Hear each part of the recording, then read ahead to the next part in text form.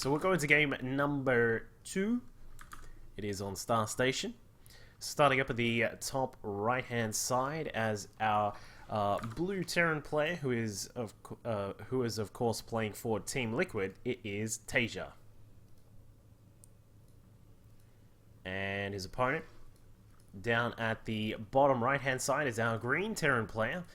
Is maybe looking to do something a little bit crazy this time again, or we'll see if he wants to play out a little bit more of a macro game against the Terran beast that he's against. It is History. So, I think it's an interesting situation here.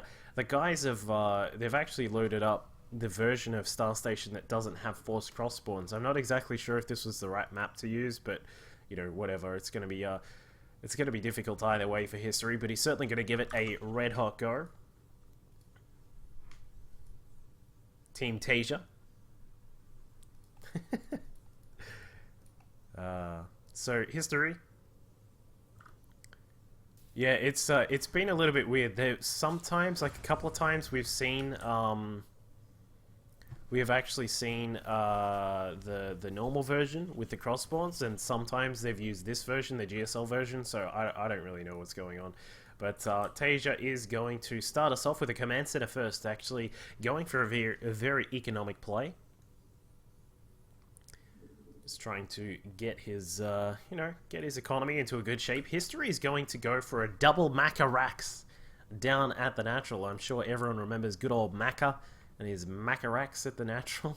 So History is actually, if there's any possible chance that he has of getting a good start against Taeja, it's certainly this one. If he can get some marine pressure going off against his opponent, I mean, it could be pretty deadly. But Taeja is going to start off with the double racks after the natural command center. So he's going to start us off in a relatively normal sort of fashion.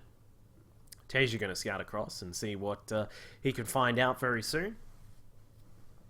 I would like to see this Marine actually, these first two Marines down here are not actually, I don't think it's a great idea to try and let this SCV up. Yeah, he's going to make sure that the SCV doesn't get too far across, because it can be, it obviously can be a big reveal if you show your opponent that you have a supply drop on here. So this is also a little bit of an old school build from History. This is something which actually got used quite a long time ago by TLO.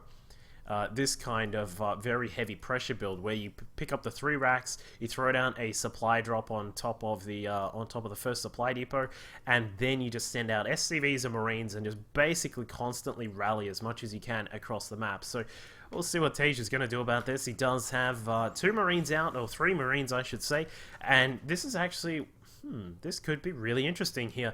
This could get some really big damage done. Looking at the unit tally, we've got 11 Marines out for our green Terran player, and Taeja caught out a little bit. He's probably saying, wow, what am I going to do right now? Because there's a lot of SCVs and some Marines here. It's going to require some really good micro from Taeja to be able to save this. It looks like he is going to take out quite a lot of those SCVs, but we can see that History, he's still got a lot of his Marines, and with Taeja struggling to produce all of these Marines as quickly as his opponent did, this could get some really good damage done.